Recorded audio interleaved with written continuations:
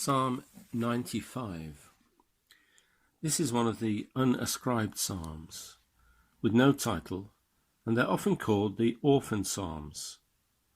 The Greek Old Testament adds the title in David, which is really only another way of saying in the psalms. The content allows us to conjecture that some danger to religion was observed, since the disobedience and perversity of the early history during the exile is recalled. It seems to be composed for congregational use, and from the earliest days has become one of the invitatory psalms in Christian worship. Its use is to call and guide worshippers, and it is known by the Latin for O come, the Venite. It has an austere conclusion, leading some to see two psalms in this one Psalm 98, two unrelated fragments put together. But many commentators believe this psalm has to be seen as a unity, perhaps composed for the Feast of Tabernacles, where God's people relived their time of encampment in the wilderness. It is similar in tone to Psalm 81, where God breaks in through a prophet or a singer to challenge the claims and Israel about the claims of the covenant. The author to the Hebrews in chapters 3 and 4 expounds this psalm, expanding it and forbidding us to confine its message simply to Israel. So today means, for the author of the Hebrews, this very moment. You is ourselves, and the promised rest is not Canaan, but is salvation itself. Moving to verse 1. The structure of this psalm is something like this. Verses 1 to 5 are rejoicing. Verses 6 and 7 are reverence. And verses 8 to 11 are response. Also, we could see them sing, verses 1 to 5, bow, verses 6 and 7, hear, verses 8 to 11. O come is the first phrase of the psalm in verse 1. Here is a general invitation and the idea of worshipping God not with penitence, but with loud thanksgivings. And it's not really in keeping with the latter part of the psalm.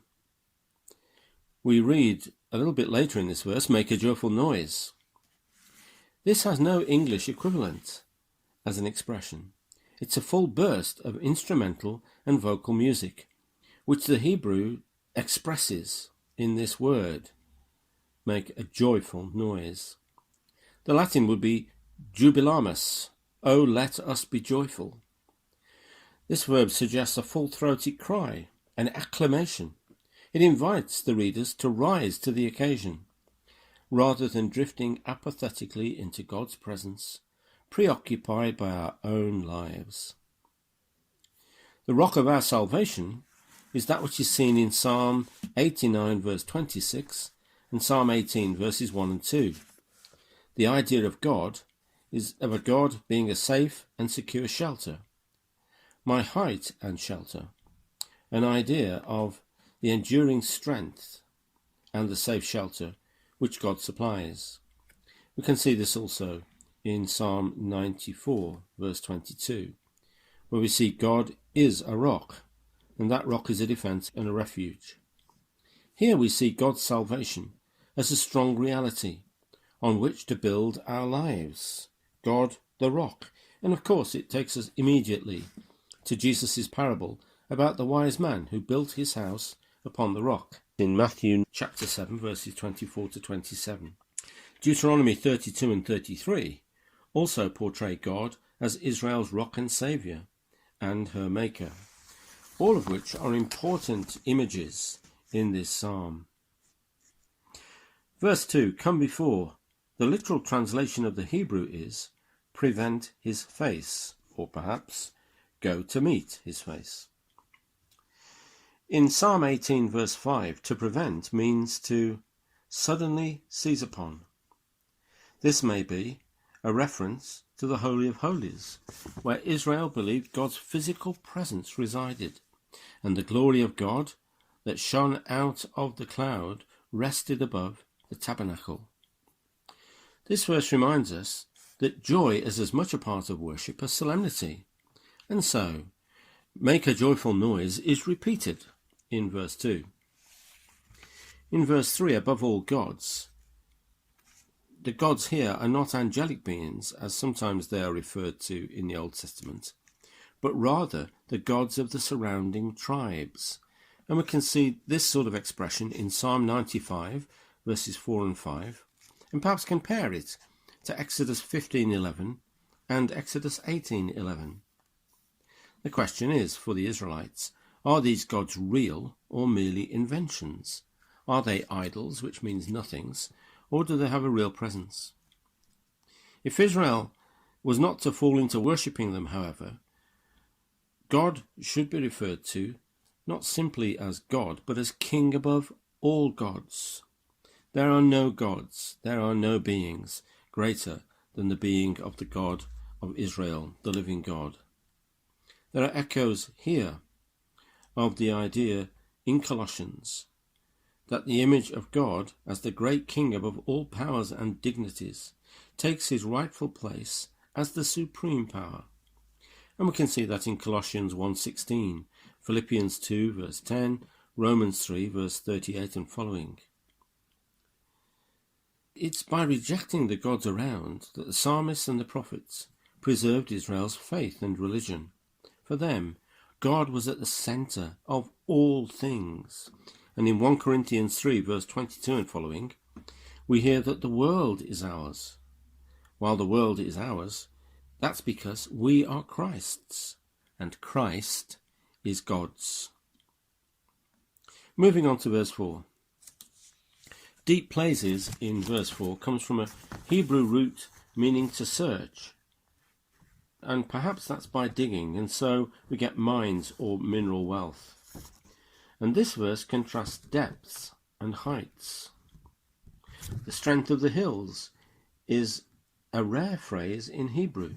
It is found only here and in Numbers 23 verse 22. In Numbers 24 verse 8 we read about the strength of the unicorn, and in Job 22:25, silver of strength. The root to which the word is usually assigned means to be weary, and so strength is a translation only in the context that it's used in. Here it gives the sense of mines or treasures because of the labours of extracting the metal from the earth. This particularly suits Job 22:25, which gives a very good parallel. But the Septuagint, the Greek Old Testament, and the Latin have heights. And by another derivation of the Hebrew, they speak about shining or sunny summits, giving the numbers references much greater similarity with the use here. And so perhaps strength could be translated as the heights of the hills are his. Verse 5.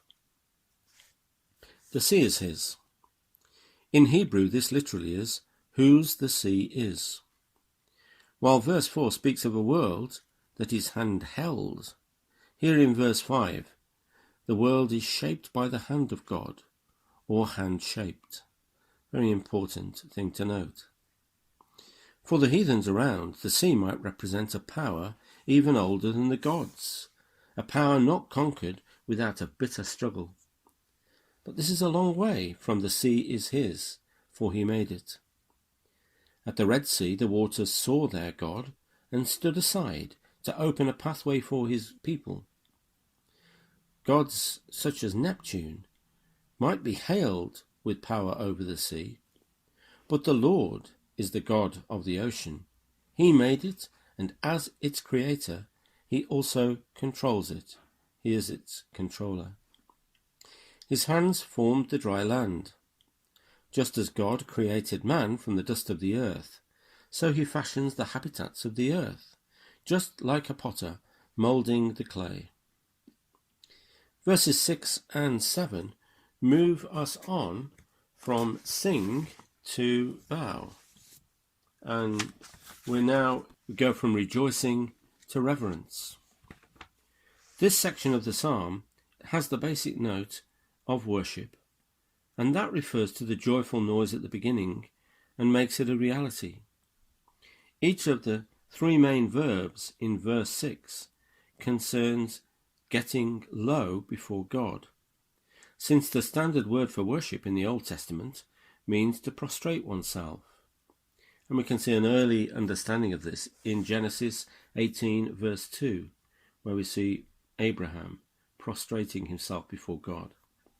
Unlike English, the Hebrew word for worship does not include the idea of worship, although it does occur as a later thought in several of the Psalms. For instance, Psalm 96 verse 8, which, having talked about worship, then says, "Ascribe to the Lord the glory due to his name."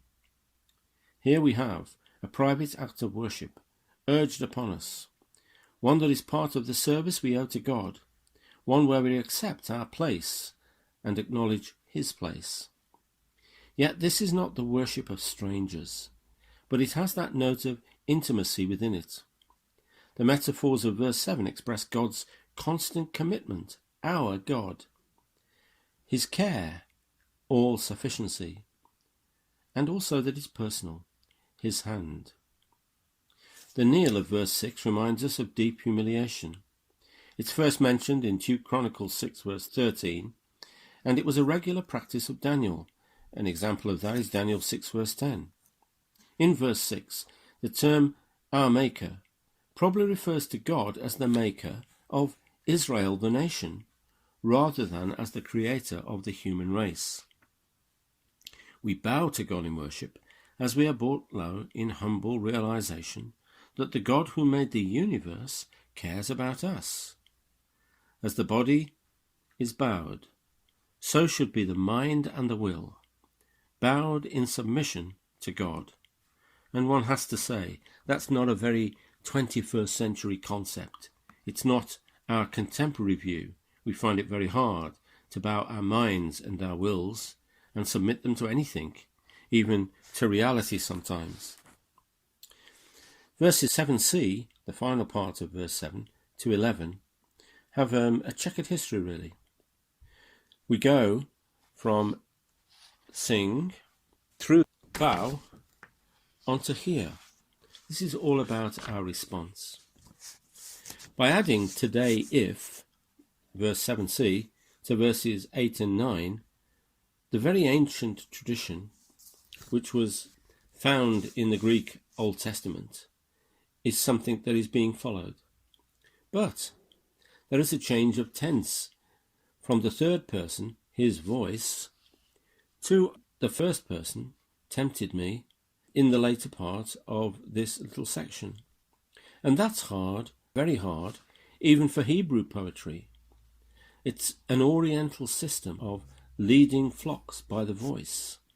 And that oriental system reminds us that probably 7c more correctly belongs to verses 6 and 7. You can see in John 10 verse 4, Jesus speaking about my sheep know my voice. And also, if you look at Psalm 100 verses 3 and 4, you can note the similarities of verses 6 and 7 to those verses. A very similar pattern of thought is exhibited. To hear is here one of the primary acts of worship. In Hebrew, it has the added dimension of obey. Therefore, the Old Testament has virtually no other word for obey. Have a look at its use in 1 Samuel 15 verse 22. And so the worshipper is reminded to ask himself how he hears. Does he hear obediently?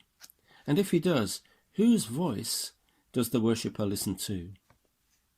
The last 4 verses of this psalm are thought by some not to belong to the first 7, and we said that earlier. In fact, in 1980, the ASB, following the prayer book service of 1928 and the American prayer book of 1789, stopped the Venite at verse 7. And so they never hear what the psalmist says about hearing. However, verse 7's guiding voice of God seems to spur the psalmist on to make God himself address his people. And with verse 8, the divine warning begins. Therefore, the movement from he to me. Verses 8 to 11 should perhaps really be in quotation marks, as indeed the voice of God is in Psalm 50 verse 7 and following, Psalm 60 6b to 8, and Psalm 81 verses 6 to 16. This is God's oracle.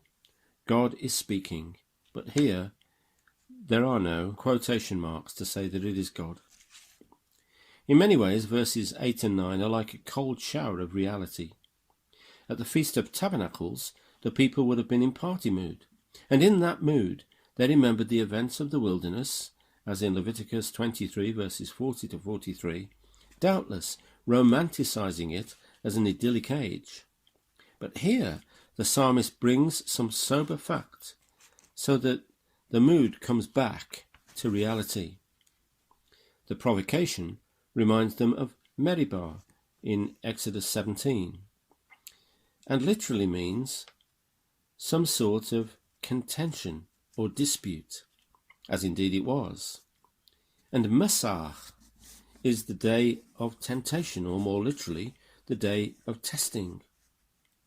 Here the psalmist adds a sour note, reminding the people of the sceptical spirit of their desert journeying, linking the early crisis at Rephidim, Exodus 17, with the one at Kadesh in Numbers, which cost Moses the promised land itself.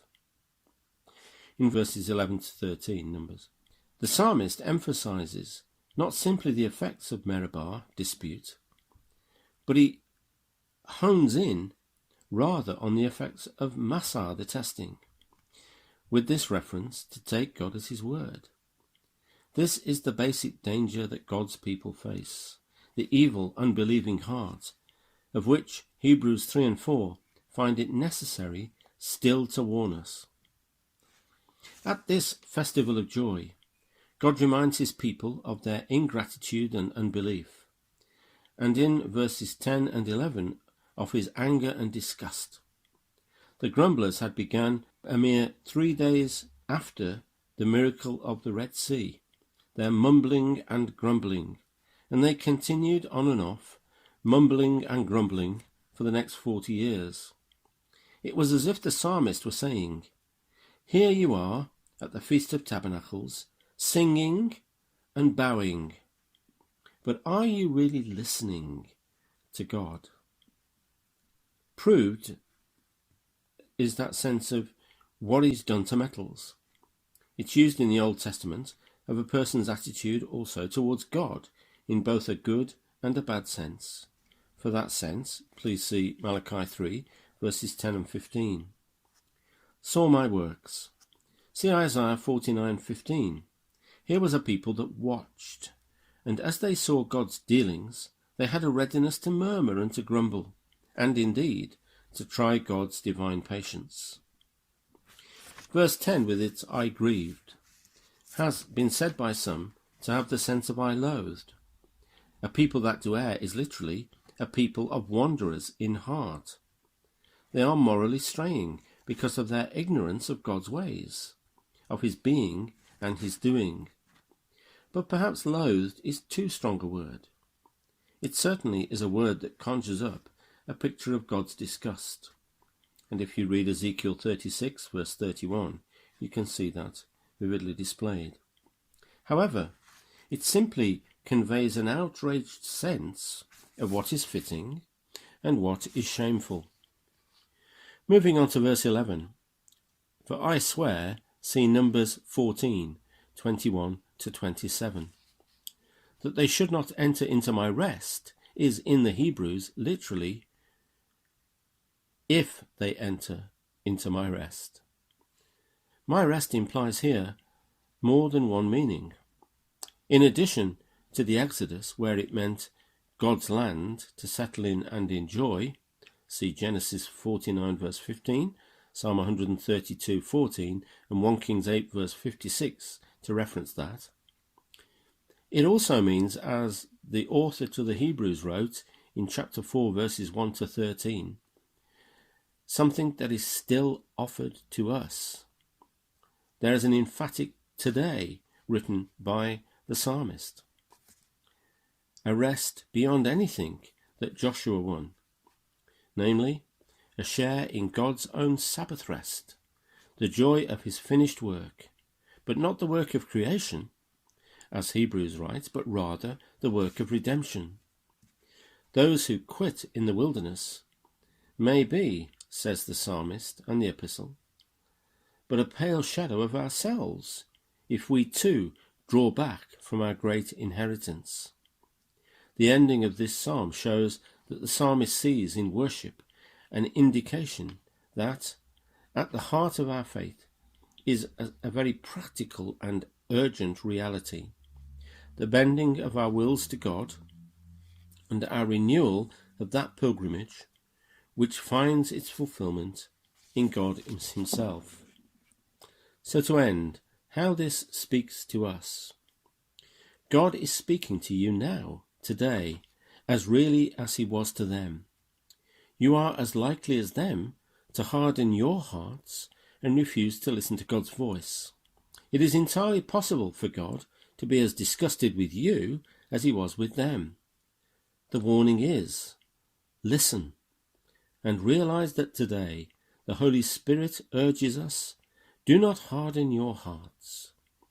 Don't say like them, having seen God's great activity and presence, that God ought to do such and such, or if he doesn't, we're not going to trust him anymore. So, brothers and sisters, see to it that none of you has a sinful, unbelieving heart that turns away from the living God.